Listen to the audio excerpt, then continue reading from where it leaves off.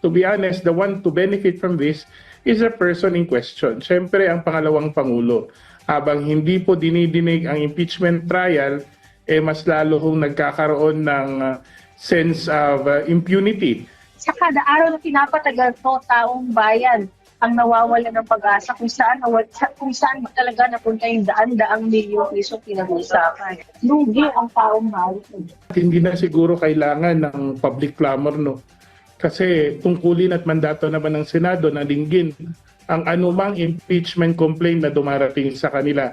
If the public feels the need to do it in order to somehow maybe make the Senate hear us, then so be it.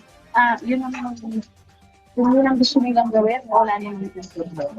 Yung issue ng impeachment came first before the issue of the GAA. And I think malinaw naman, nagsalita ng ating mga Committee on Appropriations and everything. There's a perfect explanation, no, to how the GAA was crafted, how it was signed into law. Distraction din yung ginagawa nila. Kasi nga, hindi pa rin nila nasasagot si Mary Grace Piatos. So, hanap-hanap distraction, hanap-hanap diversion para hindi pag-usapan.